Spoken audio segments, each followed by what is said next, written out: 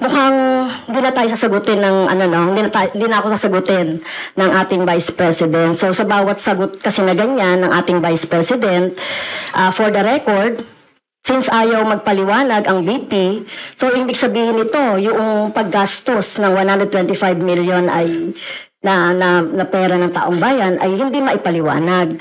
So, yun lang, Madam Chair. Kaya hinihiling natin sa Vice President o OVP na kailangan na maipaliwanag itong mga sinasabing item dito. Anyway, Madam Chair, sa kanila naman ang galing, no, yung utilization of confidential and intelligence fund.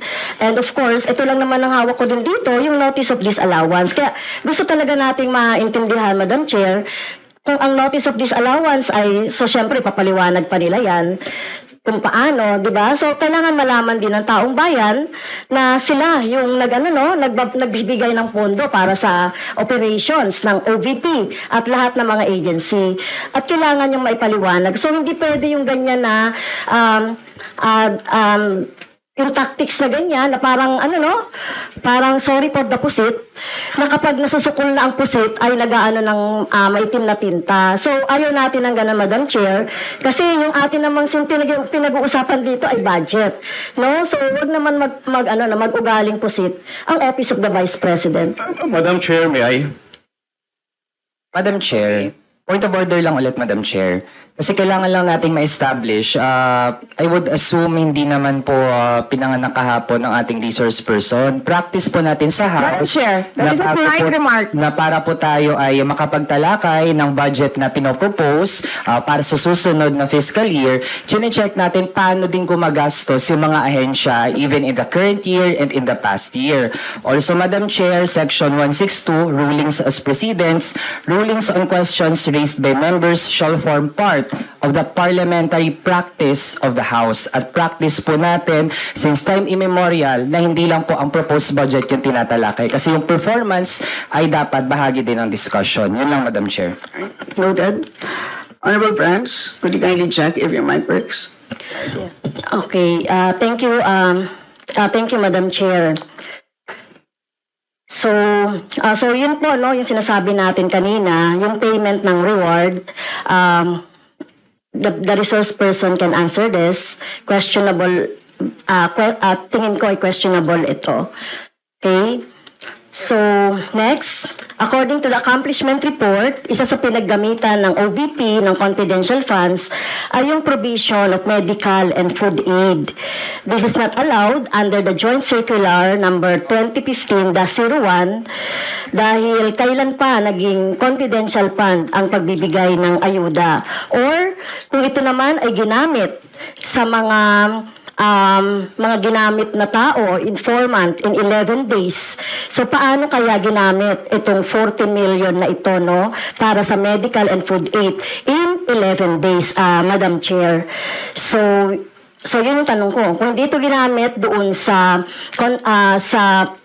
mga aids, medical aid or food aid, pero paano kaya, Madam Chair, ginamit itong 40 million na ito as a medical and food aid ng ilang tao in 11 days? So, yun po yung tanong natin, Madam Chair. Madam Vice President. Madam Chair, the subject of this hearing is the OVP 2025 budget proposal. We do not have an item of confidential funds in the OVP budget proposal. Honorable friends. So, I continue, Madam Chair. Isa sa bumubukol na confidential fund ng OVP noong 2022 ay nasabi ko na, Madam Chair, yung medical and food aid at saka yung mga purchase of supplies. According to the accomplishment report, the OVP spent 40 million now for medical and food aid in 11 days. So, ang ibig sabihin nito, Madam Chair, konting math, pumapatak na 3.64 million kada araw ang gastos, no, para sa food and medical aid. So, hindi natin maintindihan, Madam Chair, paano ito ginastos in 11 days, no? 3.64 million kada araw dito sa item na ito. Madam Vice Do you want to President. comment? I Madam did not Vice call President. you. I did not call you, ma'am. It was Representative Arroy who called you. The chair would like to remind both the resource persons and the members to please wait to be acknowledged before you speak. Yes, ma'am. Yes, so Tinawag you mo mean, ako. yes, For what, ma'am? to respond. So any comment, Madam Chair, dun sa sinabi natin based dun sa accomplishment report. So kung gagamitan natin ng konting 3.64 million kada araw ang gastos para sa medical and food for 11 days. For how many people ba ito? Madam Chair, the topic and the invitation of the House of Representatives to the Office of the Vice President for this hearing is the 2025 budget proposal. There is no confidential funds in the 2025 budget proposal. For the information of the body, the letter that we sent, our Madam Vice President, reads as follows. In the second paragraph, we noted the following topics to be discussed. Item number 3 is comparative budget allocation and utilization rate from fiscal year 2019 to 2023. That's item number 3. So I can provide you copies of the letter. So clearly, confidential funds spent in 2022 falls squarely within that. So yes, Honorable Francie, may proceed.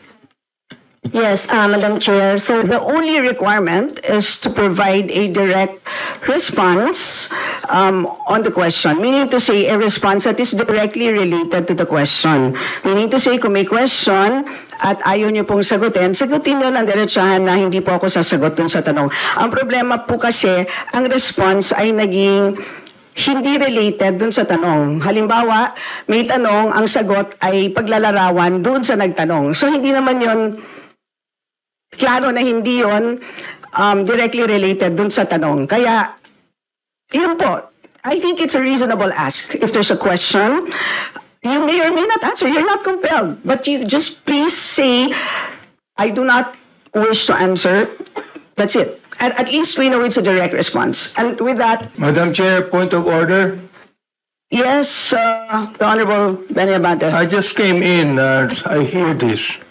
We're not talking about the budget. We're accusing each other here. I'd like to find out from the resource speaker if this is the kind of hearing that we're going to have. Sir, I am not the presiding officer of this hearing. I know. Yes, sir. But the thing is, you're asking questions, Madam Chair. The resource speaker does not have any right to ask questions. Or do you have? Where is that Madam Vice in your President. rules that Madam a Vice resource President, person this is a cannot budget hearing. request for Please, clarification? Some order, please. Some order, please. Yes, Honorable Benny Abante, you may proceed. I'm just asking a question to our resource speaker. You know, because she's asking a question and she's accusing some of the members of this committee. I just would like to find out if we are the ones that have the right to ask questions and her right is to answer the questions of the committee. Okay, so we Yun lang have- po sa akin yung point of order, Madam Chair. Yes. I think you understand me, Silence. Madam Vice President, am I right? No, sir. I'm gonna ask the chair to ask you to clarify what are my Yeah, accusations. please wait to be recognized, ma'am. Pasensya na po. So again, I'd like to remind our resource persons that you are here, you're invited to answer, to present, and you've done that. Thank you very much. And at this point in time, you're here to respond to the questions of our members, and we request you to please respond in a direct way. Madam Chair, I will forgo the opportunity to defend the OVP 2025 budget proposal by question and answer. I will leave it to the House of Representatives to decide on the 2025 budget. Honorable Brosas, we proceed. Madam Chair, ayaw tayo sagutin, Madam Chair. Hindi ko maintindihan kung bakit tayo ayaw sagutin. Napakasimple po ng mga tanong natin. It is about dates. It is about confirming yung mga dates, Madam Chair. So ayaw tayo sagutin at sa harap ng publiko. Ang publiko po ay may karapatang malaman ito. Kaya po tayo nagka-question kaugnay dito, Madam Chair. This is about transparency and accountability, and it doesn't exempt the office of the Vice President. No, Madam Chair. Madam Chair, Yes, Madam Vice President. she may not like my answer. She may not like how I answer. She may not like the content of my answer. But I am answering. I do not have to answer to her. If I want to answer to the people, Yes, we note that, Madam Vice President. If I want You to may answer to the people, You may proceed, Honorable Brosas. Yes, Isa-isa lang po tayo magsasalita. So yes, Honorable Brosas. Yes, Please proceed and continue. Thank you, Madam Chair. Madam Chair, kailan sinabit ng OVP ang liquidation report ng 2022 Confidential Fund sa Intelligence and Confidential Fund Audit Office ng Commission on Audit? Yan, Madam Chair, siguro naman masasagot tayo ng OVP, Madam Chair. Madam Vice President? I will forgo the opportunity to defend the OVP 2025 budget proposal. By question and answer, I will leave it to the House of Representatives to decide on the proposal. Honorable Brosas, proceed, please. Yes, Madam Chair, simple questions of dates, no, Madam Chair, hindi na tayo sinasagot. I don't think so nasasagutin niya tayo sa iba pa. So, Madam Chair, let me run down my questions. Sa iba pa, Madam Chair, yung pagtanong ko sa kailan sinubmit, tapos kung kaya, ibig sabihin yung liquidation report na dated January 10, 2023, it was only submitted to ICFAO on September 18, 2023. And Madam Chair, pinrocess ang confidential funds na ito noong 2022. Tatanungin ko rin sana kung aware ang OVP sa Joint Circular Number 2015-01. Kindly wind up. And Madam Chair, for the record, kasi Madam Chair, nakalagay sa item 6.2.2.7 no, ng Joint Circular, all cash advances for CF, for the confidential fund, or intelligence fund shall be liquidated at year-end, Madam Chair. So yun po yung reason kung bakit natin tinatanong, kasi lumagpas. Ibig sabihin, hindi nagko-comply ang OVP sa deadline na nakalagay sa joint circular na dapat niliquidate na ang cash advance para sa confidential funds ng 2022 noong December 22 pa lamang. 2022 pa lamang. Yun po yung year-end niya. Pero nakita niyo naman January. So Madam Chair, those are simple questions na kayang-kayang sagutin ng OVP, but never na sinagot ng OVP, Madam Chair. So, Madam Chair, sana man lang kahit paligoy-ligoy, hindi sinagot talaga Madam Chair. So, thank you, Madam Chair. Next to interpolate is Madam Chair? Yes. Yes. Hindi po totoo yung sinasabi ni Representative Brosas na hindi ako sumagot. Hindi sumagot ang Office of the Vice President. We cooperated with the cases in the Supreme Court. There are 4 cases in the Supreme Court. And then we cooperated with all the audit actions of the Commission on Audit. I will forgo the opportunity to defend the Office of the Vice President 2025 budget proposal by question and answer. And I will leave it to the House of Representatives to decide on that proposal. Madam Chair, last lang, Madam Chair. This is a Congress, Madam Chair. Lang sa round 2, Honorable Brosas. Yes, sasabihin ko lang, Madam Chair, na proper forum ito para malaman natin ang lahat. This is a proper forum. Ang Kongreso po ang dapat nag-aalam niya. Thank you. Pero gusto ko lang pong tanungin si Madam Vice President. If the representatives of the people, like this House, has all the right to scrutinize the budget of any agency? Madam Chair. Madam Vice President. Madam Chair, is it the question? I think it's directed to the House. No, I'm asking you the question, Madam Chair. I'm asking the question to the resource speaker if she believes that this House, being the representative of the people, has the right to scrutinize the budget of any agency. Right, precisely. That's why I say I will leave it to the Only House of yes or no, Madam Representatives to decide Madam on Chair. the proposal Madam Chair, as presented. excuse me, Madam Chair, that can only be answerable by yes or no. We, again, Chair would like to remind our guests to please be responsive to the queries of the members in the most direct manner.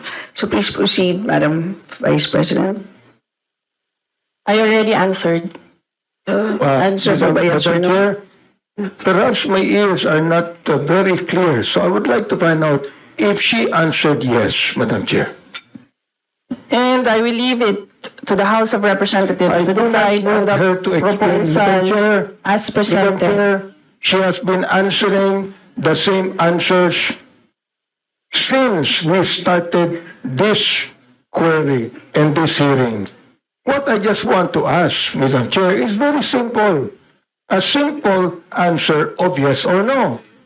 Does the Vice President believes that this House has all the right to scrutinize the budget of any agency? I'm not just referring to the agency of the Vice President. I am referring to every agency of government, Madam Chair. That can only be simply answered by yes or no. I do not need to hear paulit-ulit na kasagutan niya. Kanina pa, gusto ko lang pong marinig. Hindi po ako nagagalit. Oo, hindi po katulad niya, parang inis na siya. Oo, gusto ko lang pong malaman. Oo, humbly speaking, naniniwala ba siya, Madam Chair, na itong House na ito, na binoto ng tao, ay merong karapatan ayon sa konstitusyon na scrutinize natin ang budget ng any ahensya ng gobyerno, including Congress, Madam Chair. Madam Vice President. Madam Chair, may I request the Secretariat to put on record, cut and paste. I will forgo and I will leave my answer, my previous answer. Madam Chair, I would just like to ask, why is it very hard for her to answer yes? I'd like to ask, why is it, Madam Vice President, why is it so hard for you to answer yes when you know that the answer should be yes? Why do you have to explain? Why do you have to explain? For simple people here, I'm not even a lawyer. You are a lawyer, Madam Chair. So, this is a simple question of a simple Filipino. Meron po bang karapatan ang House na ito na scrutinize ang budget ng bawat ahensya ng gobyerno? Yun lang po ang tanong ko. Pwede pong sagutin ito ng yes or no. Kung yes, salamat. Kung no, edi salamat din. At least nalaman ng taong bayan. Madam Vice President. Madam Chair, I will forgo the opportunity to defend the OVP 22 Madam Chair, I do not by need question an and answer. explanation I of will the leave it answer, to the Madam House Chair. of Representatives Madam Chair, to decide if Madam they Chair. Order, please. Point of order, Madam Honorable Chair. Abante, you may proceed. I do not need her to explain, please. You have been giving the same answer for hours. The same answer for hours. Alam ko naman po ang pagnanais nyo. Why you answer the same for hours? Ngayon po, iba naman ang tanong ko. Ang tanong ko ito, tatanungin ko ulit, Madam Chair, meron po bang karapatan bilang mga representante ng taong bayan sa bawat distrito at party list na mag-scrutinize ng budget ng bawat ahensya ng gobyerno? Hindi po natin pinag-uusapan dito ang confidential fund. Ang pinag-uusapan po natin budget. Madam Chair, before you answer, the gentleman wishes to have a direct answer, either yes or no. Are you going to provide a direct answer? Honorable Abante? So, what is the answer? I asked whether our Madam Vice President will provide a direct answer to your query, and the answer is no. May I know why? Madam Vice Madam President? And her answer is no as well. I don't think that would be the right answer, Ms. The question is, may I know why? And her answer is no. Would that be the right answer to the question why?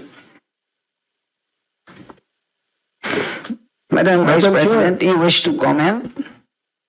Madam Chair, hindi dahil hindi niyo gusto yung mga sagot ko, hindi niyo gusto yung manner ng pagsagot ko, at hindi niyo gusto ang mga sinasabi ko, hindi ibig sabihin na Madam Chair. hindi ka sinasagot. Madam Chair, ang mga point of tanong. order. Yes, Honorable Mali po Abante. yata ang sinasabi niya, hindi niyo gusto. Hindi yung niyo. Madam Chair, huwag niyong isali dito ang aking mga kasamahan dito. Ako ang nagtatanong. Sabihin mo sa akin, hindi ko gusto ang tanong mo. Yun lamang ang dapat niyang sabihin sa akin. Sapagkat hindi ko rin gusto ang sagot niya. Madam Chair, ganun lang. Oo. Ano po ang sagot niya? Madam Vice President, you wish to... Madam Chair, Answer. there's no question. The Honorable Abante is asking for a question, for a response. Ano po ang sagot niya? Yan ang huli po niyang sinabi. I request that the question be repeated. Honorable Abante, kindly repeat answer- your question, not to be The answer is what? included in your time. To please repeat your last question. Ito po, ang tanong ko kanina, meron po bang naniniwala po ba ang ating Vice President na meron pong karapatan ang mga representante ng taong bayan, ng mga distrito at mga party list na scrutinize po namin ang budget ng bawat ahensya. Hindi po lang ahensya niya, ng bawat ahensya ng gobyerno. Yes o no lang po ang sagot yan. Ang tanong ko po, Madam Chair, kanina ayaw niya sumagot. Ang sagot niya, ayaw niya sagutin. So ang tanong ko ito, may I know why? Ang sagot niya, no. Aba, Madam Chair, hindi po ako masyadong expert mag-English, pero palagay ko po naman, yung pong tanong na may I know why, palagay ko hindi po tama yung sagot na no. Madam Vice President. Madam Chair, palagay ko. So that explains it. It is his opinion. Madam Chair, It's up to you. You are the presiding officer. Madam Chair, hindi ko po opinion yun. Nakalagay po sa Constitution yun tulad po ng Vice President natin. Naniniwala po siya sa mandato niya bilang Vice President. Naaayon sa Konstitusyon. Ganoon din po ang mandato natin dito na meron tayong karapatang mag-scrutinize ng budget ng anumang ahensya ng gobyerno ayon sa Konstitusyon. Ang tanong ko sa kanya, naniniwala ka ba doon? Madam Vice President. Madam Chair, umikot na po tayo. Bumalik na tayo sa simula. Natapos na yon, nasagot na. Ang sinabi, palagay ko, hindi iyan ang tamang sagot. Kung hindi niya gusto yung sagot ko, hindi ibig sabihin na hindi ako sumagot. Madam Chair, palagay ko, hindi po siya sumagot sapagkat inuudit lamang niya ang sinabi niya. O ito po ang gusto kong tanungin sa kanya. Pag pwede ba, Madam Chair, pakiulit mo yung sagot mo na isinasagot mo ng paulit-ulit kanina pa, Madam Chair. Gusto ko lang ulit marinig. Gusto ko lang ulit mai-record. Pakiulit mo lang ang sagot mo sa lahat ng mga tanong na tinatanong dito mula pa kanina. Madam Vice President. Madam Chair, I do not want to assume, so I would like to be clarified. Is this the OVP 2025 budget proposal or the confidential funds? Madam Chair, sinabi ko budget eh. Hindi ko sinabing confidential fund. Sinabi ko budget. Medyo mahina yata ang tenga ni Vice President eh. Sinabi ko budget eh. Hindi confidential fund. Sinabi ko na wala akong pakialam sa confidential fund. Ang pakialam ko ganito. Meron pang karapatan. Naniniwala ba siya na ang Kongreso ay merong karapatan mag-scrutinize ng budget ng anumang ehensya? Yun po ang tanong ko. Sagutin po niya yes or no. Ayaw niya sagutin ng yes or no. Sabihin niya sa akin ang sagot niya kanina ng paulit-ulit sa lahat ng mga tanong ng ating mga colleagues. I will forgo the opportunity to defend the Office of the Vice President 2025 budget proposal by question and answer, and I will leave it to the House of Representatives to decide on the proposal as presented. Madam Chair, maraming salamat po. Ibig sabihin po, yung kasagutan niya na paulit-ulit, naniniwala siya na mayroong karapatan ang Kongresong ito na i-scrutinize ang budget. Kahit ang budget na yan nagsimula ng 2023, meron pa rin karapatan ang Kongresong ito na i-scrutinize ang budget. Maraming salamat, Madam Chair. Maraming salamat po, Vice President. Salamat. Next to interpolate is Honorable Richard Gomez. Can they apply for additional educational assistance in such program? Madam Chair, I will forgo the opportunity to defend the Office of the Vice President 2025 budget by question and answer, and I will leave it to the House of Representatives to decide on the proposal as presented. Yeah, thank you, Madam Vice President. Madam Chair, on the Kalusugan Food Truck Pansarap, does this also cover parts of the Visayas, or is it only limited to NCR? President? Yes, ma'am.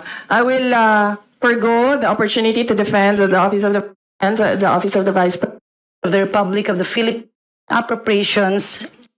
and I will leave it to the House of proposal as presented. Mentioned that she will forgo the right to personally defend the budget through a question and answer format. How should this committee interpret such a decision? Would it be fair to conclude, Madam Chair, that the programs under the OVP may not be as high a priority or as important as we had hoped for? Or should we interpret the response and the demeanor of the Vice President indicates that we, the elected representatives of the people, and the people that we represent do not deserve an explanation on how public funds would be spent by their office, Madam Chair?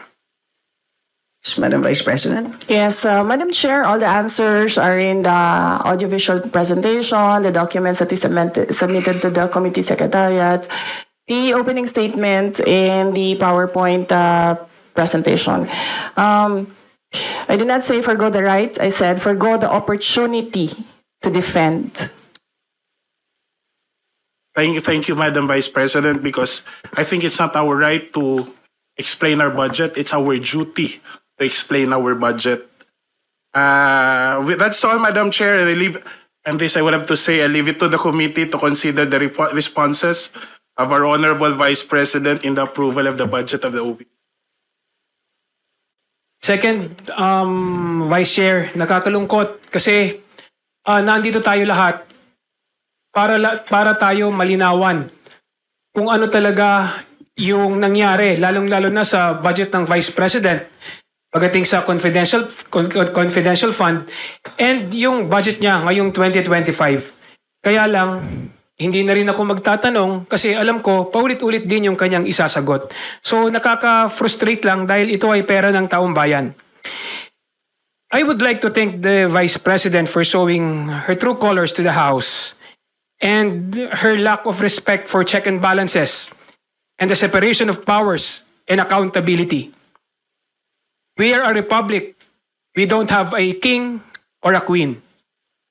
Now, Madam Chair, dahil hindi naman masagot ni VP Sara yung mga katanungan ng miyembro, may I move now to defer the hearing of the budget of the Office of the Vice President. I so move, Ms. Is there any objection? Hearing none, same is approved.